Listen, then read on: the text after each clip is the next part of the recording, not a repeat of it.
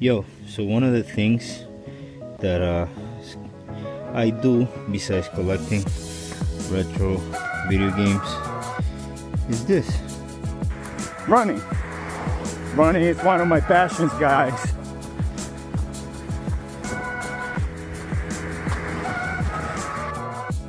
So as you guys know, additionally from running, I started collecting, nostalgia, retro video games.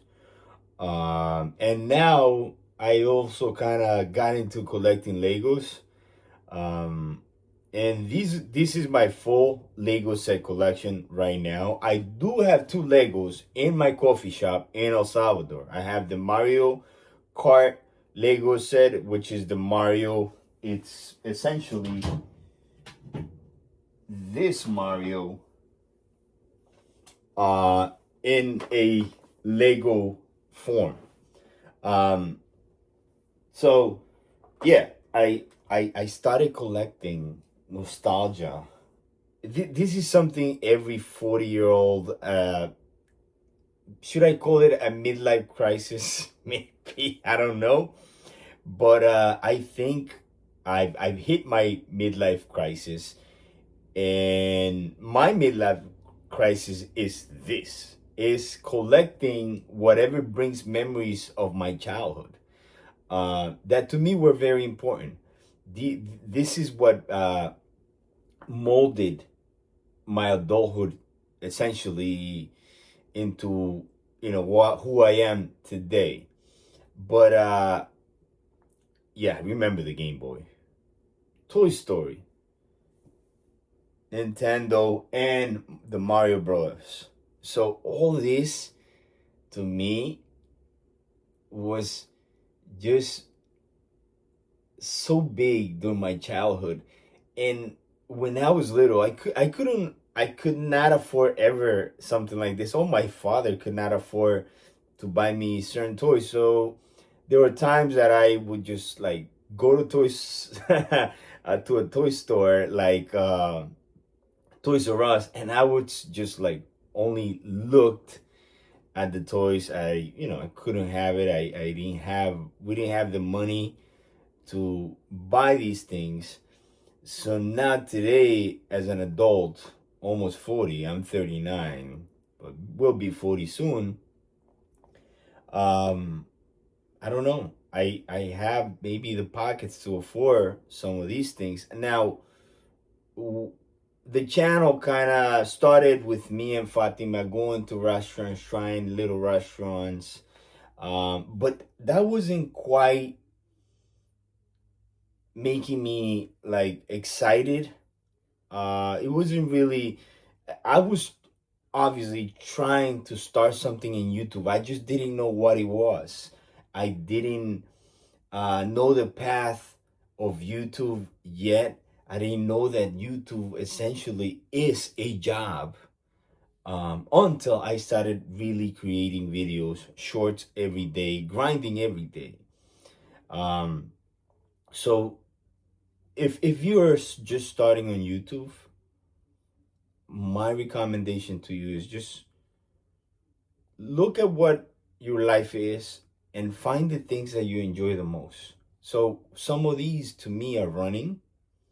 I love coffee, and I love collecting what brings me back to my childhood. Um, so I love this, man. It makes me so happy to be able to put these things together. And the fact that now as an adult I can afford it. Obviously, you have to stay conscious. I have a family. I work really hard. Um, and I don't ever want to jeopardize my financial uh, stability over these. I want to keep the family with what they need. And if I have to work overtime, I do overtime so I can afford these. So the overtime is completely for this right here, or for investments in El Salvador for my coffee shop and things like this. So essentially, what I want with these is, well, right now they're an expense, but I know eventually I do want to turn these into revenue. How am I going to do that? I'm still trying to figure that out, but I know it's doable. I have some ideas that I will slowly talk about in the channel on how this can generate revenue for me and for you guys too, who are maybe retro collectors or, you know, action figure collectors or nostalgia collectors. So eventually, I know that this will generate some form of revenue. Um, but that will come with time. That's I'm not worried about that right now. Um, so yeah, if you're getting into this and you're creating a channel similar to mine, my recommendation to you is, hey, remember, be conscious that these things can be very expensive. Um, and if you have a family like I do, you know, the financial stability of the family comes first before this. This can be very addicting, by the way. I know that they're just toys, but they can be very addicting. You like buying these things. So you can get this impulse and you have to put the brakes and hey, wait a second. You know, this is not right. So just be conscious. And I don't think any other YouTuber will tell you this, but when it comes to retro collecting, it can take a huge chunk of your salary, and you have to be able to afford it, but not putting your family's financial stability at risk. Okay, just be mindful of that. It's a responsibility to your family that you have to have financial stability for, hey, to kids to have a roof, for your kids to have food in the table. So all these things you have to consider before starting collecting nostalgia. um but anyways, I don't want to get too into depth into that. And yeah, that's how I essentially came to figure out what I truly like. And collecting these was a part of what I figure out that, hey, this is what I like. It makes me happy. It brings me joy. It brings me back to my childhood, the innocent time, the innocent moments. It this doesn't harm nobody. And yeah, man, this is why this channel has gone this way. Um, I'm happy that I am able to afford all these things and show you guys via this media, YouTube. And thank you again, guys, for backing up this channel. Just know that I don't have tons of money or nothing like that to afford all this stuff. I work very hard. I work 2 jobs.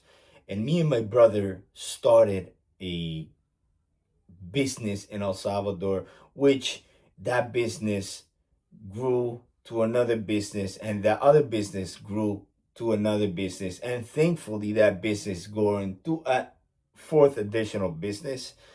And if it wasn't for my brother, I'll tell you, I could not afford any of this. My mind would be somewhere lost. So I think my older brother, I honestly admire him so much. He is obviously my older brother for a reason. I love him very much. And all this brought us together to the point where one day I was getting these Nintendos, and this was for the coffee shop in El Salvador. Um, I was buying these little minis, and he tells me, "Hey, would it? Could you get me one of those?" My brother's 47 years old, um, but it to the point that this got him back to the 80s. He grew up in the 80s. I grew up slash 80s, 90s. Um, and we connected there to put that idea together into the coffee shop that we call El Pixel Molino in El Salvador. I will make a video explaining how that idea became a reality, how between me and him we're able to put all this together in El Salvador, start our own business. So additionally to the two jobs that I have here, we do have a form of revenue in El Salvador that help us out, additionally to this. So our journey was literally invest in businesses. And then I started the YouTube channel. So I don't know if you guys know, but a lot of YouTubers that I've seen that I do follow, they first start on YouTube and then they acquire like businesses, brands, and all this. We started the other way around. We started with the businesses first, and now we're trying to grow here on YouTube as well and tell our story, share with you guys, and inspire people, man. Like, if I can do it, why can't you do it? You understand? So that is our story. That is the story of how, a little bit of the story of how I started retro collecting. And the most important thing on this is that if you do have a family, these things can get quite expensive. So don't get that impulsive behavior of buying something and you can't afford it. Always think consciously and have some form of revenue to pay for this. This eventually can generate revenue at some point. There's many ways to do it. I am still pinning out the ideas on where to start with that. So with that being said, just be very conscious that, your financial stability comes first. This comes later. And be patient. Patience is key here. You will eventually get to probably buy all this stuff. Your journey might be different than mine. Your journey might be, hey, you're very successful on YouTube. Now you can afford it. Go ahead, by all means. But don't leave your jobs, guys. I still hold my two jobs. And yeah, man, it's just having that responsibility with whoever surrounded. It could be family, your parents. So you can do it. Trust me, you can do it. I did it. You can do it.